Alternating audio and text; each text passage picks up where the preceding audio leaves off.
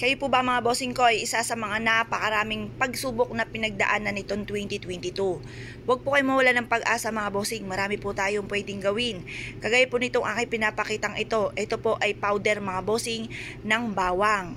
Alam niyo po ba mga bossing ko na ang bawang ay pang-alis ng kamalasan? Meron ako mga bossing na nagsasabi na sila po ay parang itong 2022 ay hindi sinuswerte. Huwag niyo po yung sabihin, lalo po yung mangyayari mga bossing. Kailangan kontrahin niyo po yan, walang malas, puro swerte ang darating po sa atin. At ayudahan nyo to ng sipag at tiyaga at lagi pong ayuda ng mga salitain ng mga magaganda. At subukan nyo po itong gawin mga bossing. Marami po kayong mabibilhan ng garlic ng bawang. Sa mga supermarket, palengke, meron po niyan. At syempre sa mga online mga bossing. Ngayon po mga bossing, humarap po kayo sa may silangan.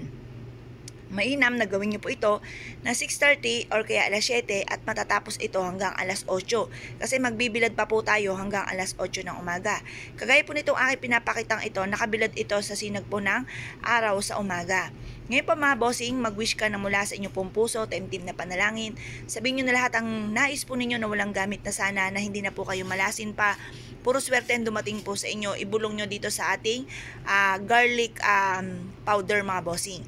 Pagtapos nyo pong mag-wish po dito mga bossing, ito po isabog po ninyo sa harapan ng inyo pong tahanan. Kung may gate kayo, sa may gate, mas mainam sa may labas ng gate para bago pumasok ng inyong gate, taboy kaagad ang malas. Kung wala namang gate, sa may main door po ninyo mga bossing, doon nyo po siya ilalagay. Basta mag-wish ka at i-mindset nyo na kayo magtatagumpay at hindi na kayo mamalasin pa.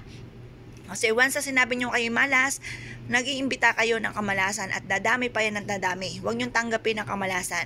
Kontrahin nyo po yan. Sabihin nyo, hindi ako malas, puro swerte ang darating sa akin. Ngayon pa mga bossing, kung kayo po yung naniniwala, subukan nyo na itong gawin ngayong umagang ito. Pero kung wala kang garlic powder pero meron kang garlic, pwede na po yan mga bossing. Magtuso ka sa bawat corner ng inyong tahanan or maglagay ka ng bawang bago pumasok ng inyong pong main door. Kaya kung kayo po yung naniniwala at gagawa sa mga gantong mga pamamaraan, good luck po sa inyo lahat!